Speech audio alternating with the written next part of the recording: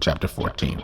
So Joab, the son of Zeruiah, perceived that the king's heart was concerned about Absalom. And Joab sent Tekoa and brought from there a wise woman and said to her, "Please pretend to be a mourner and put on mourning apparel. Do not anoint yourself with oil, but act like a woman who has been mourning a long time for the dead. Go to the king and speak to him in this manner." So Joab put the words in her mouth. Then the woman went to Tekoa, spoke to the king. She fell on her face to the ground and prostrated herself and said, "Help, O king." Then the king said to her, "What troubles you?" And she answered, "Indeed, I am a widow. My husband is dead. Now your maidservant had 2 sons, and the 2 fought with each other in the field. And there was one to part them, but the one struck the other and killed him. And now the whole family has risen up against your maidservant and said, 'Deliver him who struck his brother, that we may execute him for the life of his brother whom he killed, and he will destroy the heir also.' So they would extinguish my ember that is left, and leave my husband neither name nor remnant on earth." Then the king said to the woman, "Go to your house, and I will give orders concerning you." And the woman of Tekoa said to the king, "My lord, O king, let the iniquity be on me and on my father's house, and the king and his throne be guiltless." So the king said, "Whoever says anything to you, bring him to me, and he shall not touch you anymore." Then she said, "Please let the king remember the Lord your God, and do not permit the avenger of blood to destroy anymore, lest they destroy my son." And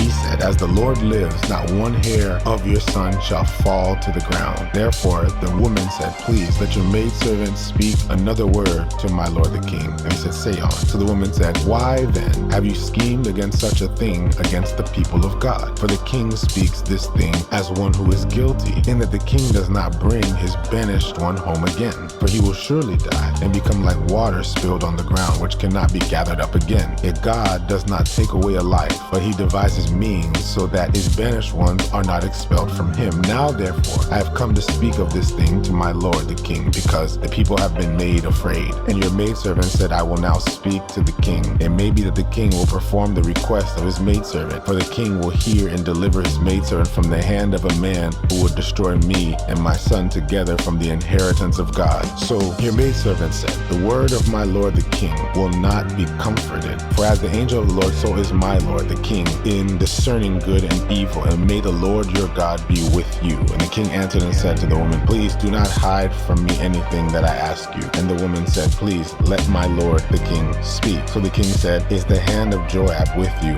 in all of this?" And the woman answered and said, "As you live, my lord king, no one can turn to the right hand or to the left from anything that my lord the king has spoken. For your servant Joab commanded me, and he put all these words in my mouth of your maidservant to bring about this change of affairs. Your servant Joab has done this thing, but my lord is wise, according to the wisdom of the angel of the Lord, to know everything that is in the earth." And the king said to Joab, "All right, I have granted this thing. Go therefore, bring back the young man Absalom." And Joab fell to the ground on his face and bowed himself and thanked the king. And Joab said, "Today your servant knows that I have found favor in your sight, my lord, O king, and that the king has fulfilled the request of his servant." So Joab arose and went to Geshur and brought Absalom to Jerusalem. And the king said, "Let him return to his own house, but do not let him see my face." So Absalom returned to his own house, but did not see the king's face. Now in all Israel there was no one who was praised as much as Absalom for his good looks. From the sole of his foot to the crown of his head there was no blemish on him. And when he cut the hair on his head, at the end of every hair he cut it, because it was heavy on him when he cut it. He weighed the hair on his head at 200 shekels according to the king's standard. To Absalom was born 3 sons and 1 daughter, whose name was Tamar. She was a woman of beautiful appearance. And Absalom dwelt 2 full years in Jerusalem, but did not see the king's face. Therefore Absalom sent for Joab to send him to the king, but he would not come to him. And when he sent him again a second time, he would not come. Verse 30. So he said to his servants, "See, Joab's field is near mine, and he has barley there. Go and set it on fire." And Absalom's servants set the field on fire. Then Joab arose and came to Absalom's house and said to him, "Why have your servants set my field on fire?" And Absalom answered Joab, "Look, I sent to you saying, 'Come here, so that I may send you to the king to say, why have I come from Geshur? It would be better for me to be there still. Now therefore let me see the king's face.